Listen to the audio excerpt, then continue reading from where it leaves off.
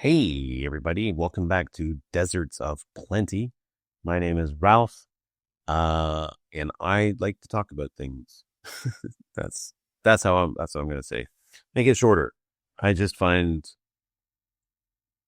the world a very interesting place, harder to navigate now than it used to be in some ways easier, some ways harder. Um, and uh, you know, just in the way that boy, if you wanted to eat right, if you wanted to eat the best things that were for you, where would you turn to get that information? Your doctor, nutritionist, the internet. Uh, if you'd asked me that before, I would have said science. I would have said, well, the institutions that are set up by the government in order to protect us. The government does a really good job in making sure our water is safe to drink for the most part. Not everywhere in this country, unfortunately. But for most people, we have access to clean drinking water. We fill our glasses and drink water and don't even think twice about it. We go to the grocery store, we buy whatever. We don't think very much about, is this food safe to eat? We just take it for granted by and large. Um, but to me, that is changing. The ground beneath our feet is shifting somewhat in that I don't know that we can necessarily trust the government institutions that have been set up to protect us because of the corrupting power of money. Now, I don't, this is not to say that the people who work in these institutions are bad people. That's a whole separate thing about how good people can work in institutions that are monstrous or bad, who are the institution themselves can be disruptive but the people within them can be great. My example that I like to talk about is the Toronto District School Board, the TDSB, that I have had a lot of interactions with, considering I have 3 children. And I think the TDSB as an institution is a toxic, terrible place. But I think the people who work within that are great. By and large, my interacting with teachers has been overwhelmingly positive. Administrators of schools, overwhelmingly positive. Very few bad interactions with teachers or administrators. Um, and even those ones, I walked away feeling they're so overwhelmed that it's really difficult for them to do things. And I think that's true of a lot of the teachers that I know, have talked to, have interacted with. The institution makes their life not easier, but more difficult. Anyway, that's a separate issue. It's just the idea that the things that were set up by government institutions or other big power structures in order to make our lives better, and most of the institutions still function pretty well. Again, there's examples of our food, our water. I think emergency preparedness, in general, those things work quite well, especially if you think historically how they have worked or didn't even exist. But that's not to say everything's perfect. And I find it's harder to navigate this world. Anyway, that's what this podcast is about.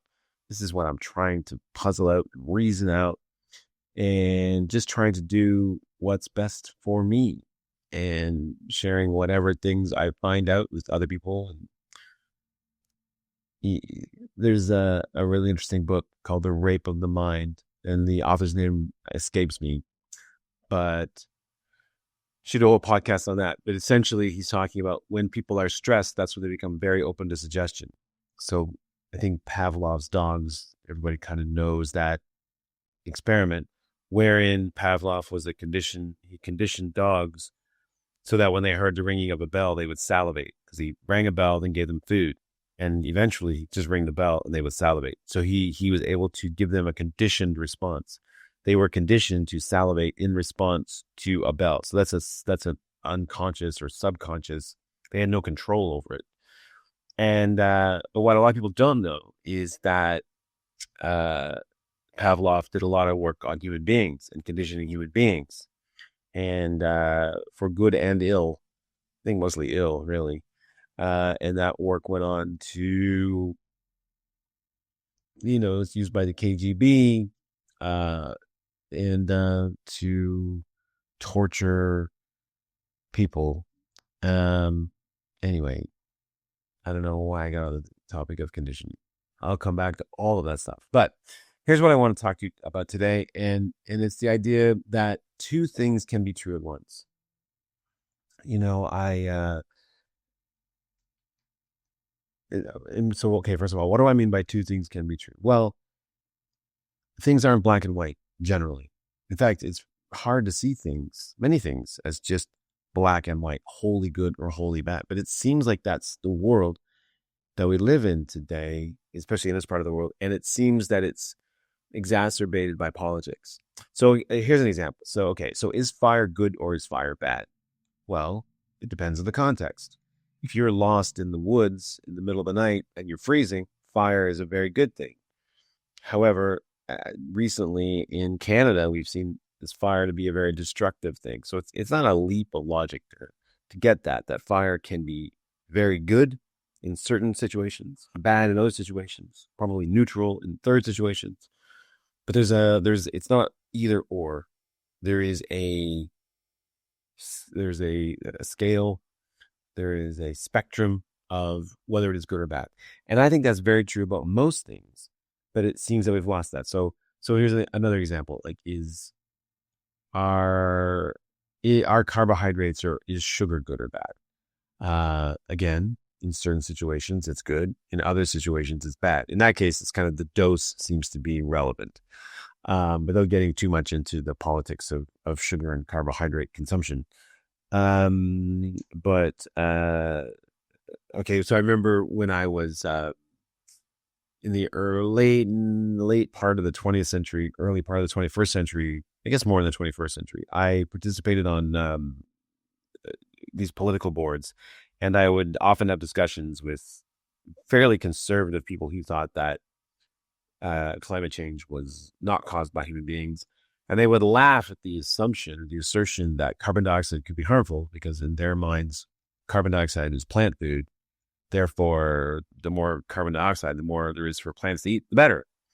And they couldn't see that two things could be true. That yes, more carbon dioxide may make it easier for plants to grow.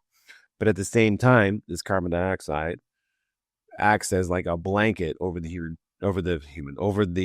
earth and traps heat. So if you're a liberal, you kind of see that pretty easily. If you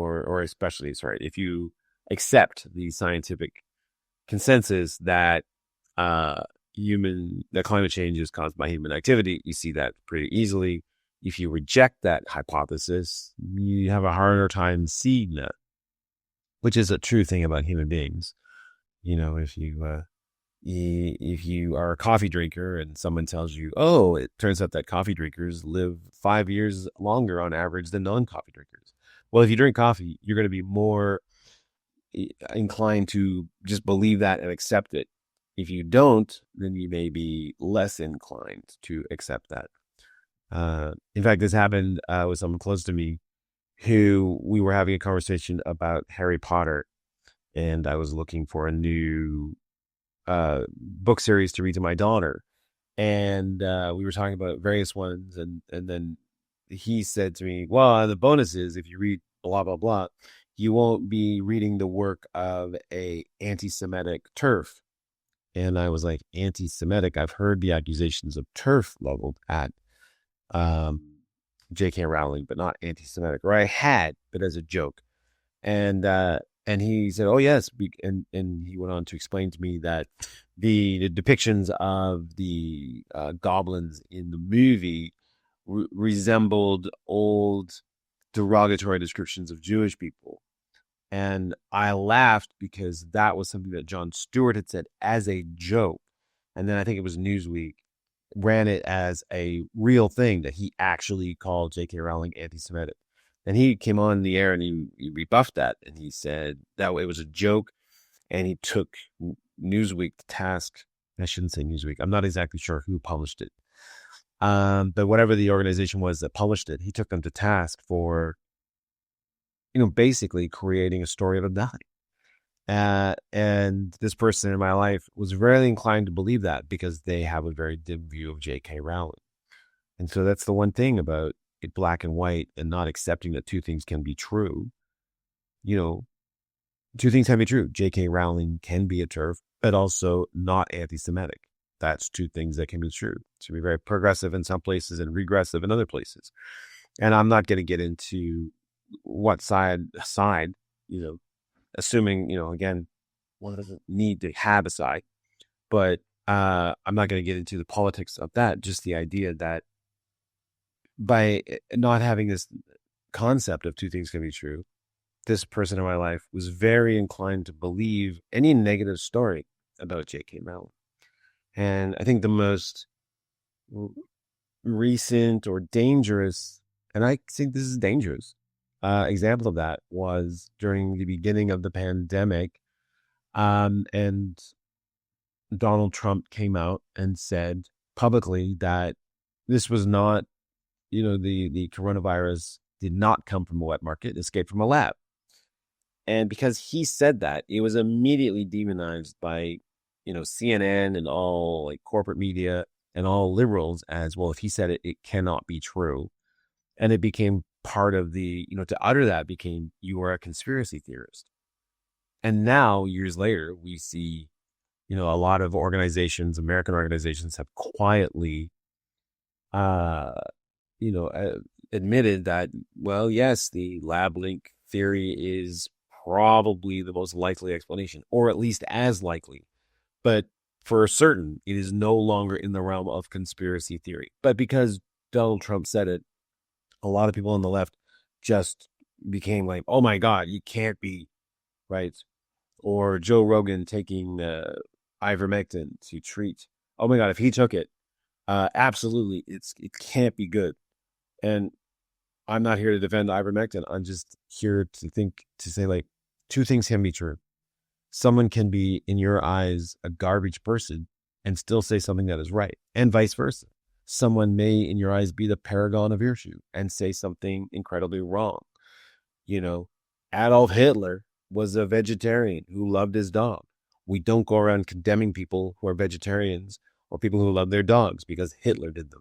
Like that's, that notion is insane. It's an insane notion, but we do it all the time. We are constantly demonizing things or just blanket putting whatever somebody says, this ad hominem attack. If someone is garbage in our eyes, we will just label everything they say as garbage. And if they're good, we will accept everything. So to me, another problem with that is, we really now judge people not by their actions, by what they say. Uh, you know, um, oh my gosh, I forget his name. Blues guitarist. I always forget this guy's name. Uh, so maybe I'll remember it. Eric Clapton. Thank you. I did. He, in the pandemic came out and he said, oh, and he'd had like a negative interaction with a vaccine. And he basically said, I will not play a concert if everyone in that concert has to be vaccinated.